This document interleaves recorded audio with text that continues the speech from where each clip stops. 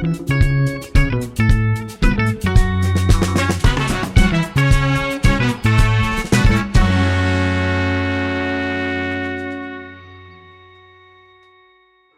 Sobat Stigmas, berjumpa kembali di Invocation. Bersama Vokasi, wujudkan mimpi. Tentunya bersama saya, Bintang Okta. Dan pada kesempatan kali ini kita kedatangan narasumber yang sedikit berbeda dari episode sebelumnya.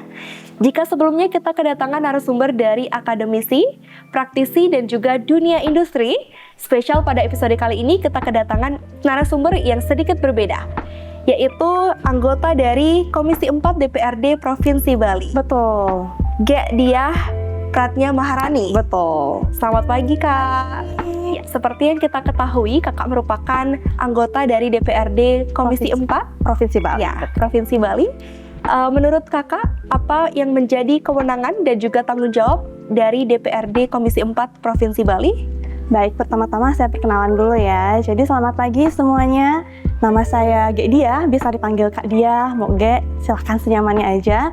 Dan sekarang saya berada di Komisi 4 DPRD Provinsi Bali, yang dimana itu membidangi KESRA, kesejahteraan masyarakat.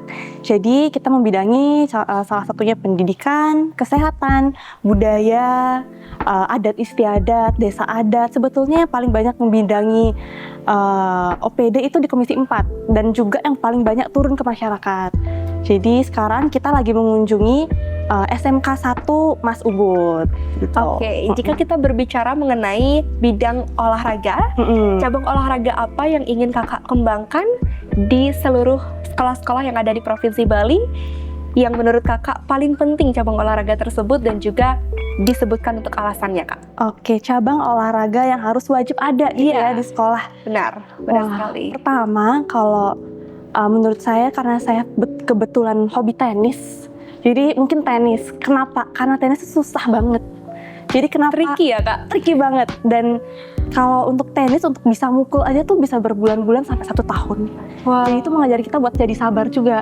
Sabar, berkomitmen, dan berdedikasi. Karena kalau misalnya kita main bola, itu kan tinggal nendang aja sehari aja bisa gitu kan ya. Tapi kalau tenis tuh butuh waktu yang panjang. Berarti more practice for that. Ya, for sure. Jadi pertama tenis. Terus yang kedua sebenarnya Kakak, karena sekarang kebanyakan murid-murid, anak-anak itu kan sering duduk di depan laptop, belajar. Jadi butuh ada peregangan dikit. Jadi mungkin yoga atau pilates kayak lebih buat lebih relax. Benar. Ya, more relax, terus lebih fresh juga buat belajar dan lebih fokus pastinya. Nice idea, Kak. Iya, jadi kalau ada mungkin teman-teman yang punya hobi gitu mungkin bisa diajukan ke sekolahnya kan. Siapa tahu nanti bisa mengembangkan juga ya, Kak ya. Betul. Cabang olahraga yang ada di ekstrakurikuler sekolah-sekolah Provinsi Bali.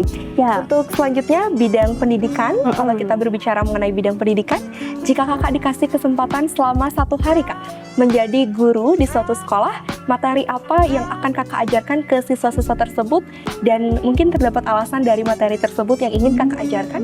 Nah, ini menarik banget nih, karena Kakak sendiri juga dulu ingin jadi pengajar gitu, jadi lebih ke segi akademisi. Betul. Jadi kalau pertama, kalau jadi guru pastinya lebih ke moral dan etika yang pertama ya. Budi pekerti, attitude. Itu wajib, itu fondasi dari segala jenis materi, skill, Kak ya. Betul. Karena kita harus mempelajari soft skill terlebih dahulu. Iya, itu fondasinya. Dan yang kedua, ini wajib banget yang harus dimiliki sama anak-anak muda sekarang, itu politik, pendidikan politik. Karena walaupun misalnya kalian cita-citanya jadi pengusaha, jadi manajer, barista, pelukis atau apapun itu, pendidikan politik itu adalah hal yang wajib. Karena suatu hari, kalau boleh tahu Bintang umurnya berapa?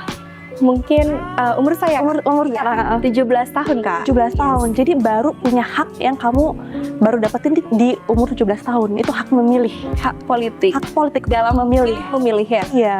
Sebelumnya nggak punya kan? Belum. Jadi banyak hak. Teman-teman yang di SMK 1 Mas misalnya, ada yang baru 17 tahun, itu baru kalian punya hak pilih, hak suara. Yang dimana ini krusial banget. Mungkin orang-orang pikir, oh 1 suara tuh nggak berefek, satu suara tuh nggak penting, nggak teman-teman. Satu suara tuh betul-betul berarti banget dan kalian harus gunainnya dengan sangat-sangat bijak. Oleh karena itu, kalian harus mempunyai pendidikan politik ya, mungkin secara garis besarnya kalian harus tahu apa yang terjadi sama negara kita, isu apa yang lagi naik. Kita harus punya skill critical thinking juga. Itu yang harus kita tanamin ke anak-anak muda sekarang. Tuh, jadi kakak sendiri pingin banget kalau jadi guru satu hari aja itu pingin nanemin pendidikan politik ke anak-anak muda sekarang gitu. Kalau kita berbicara mengenai bidang politik, Kak, apakah itu masih ada keterkaitannya dengan mata pelajaran pendidikan Pancasila? Bisa nyambung, karena kita nggak bisa memisahkan sejarah Pancasila, bentuk negara, itu dalam hal politik. Jadi politik itu hal yang besar, teman-teman. Jadi politik itu tuh hal yang kompleks, yang dimana itu mempelajari sifat manusia juga ada di sana, lalu juga strategi juga ada di sana, masa depan, future juga ada di sana. Jadi kita nggak bisa memisahkan politik dari kehidupan kita sehari-hari sebagai warga negara khususnya gitu. Jadi wajib. Oke, untuk selanjutnya, apakah kakak terdapat harapan untuk generasi muda kita, khususnya yang ada di Provinsi Bali, dalam 5 tahun ke depan?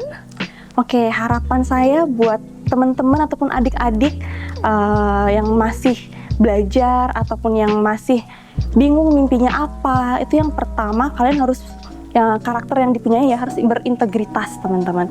Itu yang paling penting, karena kita bisa aja jadi pinter, kita bisa aja jenius, IQ-nya tinggi, tapi kalau kita nggak punya integritas itu rugi. Jadi yang pertama itu integritas, lalu dedikasi, dan juga yang terakhir kalian harus berani mimpi besar, karena nggak ada yang tahu kan siapa yang akan jadi pemimpin kita ke depannya. Kalian bisa jadi misalnya mempunyai suatu perusahaan yang besar, jangan takut buat mimpi besar gitu. Jadi kesempatan itu pasti datang ke kita, tinggal kita aja mau ngambil apa enggak, kan gitu ya. Ya, kita yang punya pilihan untuk mengambilnya atau tidak, dan kesempatan tidak datang 2 kali ya, Kak. Betul. Jadi betul-betul gunain waktu kalian pas masih muda itu buat cobain banyak hal, lalu juga try new things. Iya, kayak make friends. Terus juga jadi nekat lah gitu. Kita keluar dari zona nyaman ya, bisa dibilang. Betul, harus. Karena kalau masih muda ya, kalau kita gagal tuh chance-nya masih banyak kan. Umur kita masih panjang. Jadi gunain kesempatan kalian sebaik-baiknya. Gitu. Oke, mungkin terakhir nih, karena tadi kan udah Bintang nanya banyak banget nih. Hal-hal yang keren-keren dan inspiratif juga buat teman-teman semuanya. Jadi satu pertanyaan dari kakak buat Bintang, cita-citanya Bintang jadi apa kira-kira setelah lulus ataupun nanti beberapa tahun ke depan? Untuk cita-cita saya, beberapa tahun ke depan saya kebetulan ingin menjadi front office di dunia hospitality, Kak. Pantes. That's why saya memilih jurusan perhotelan di SMK Negeri 1 Mas Sebut.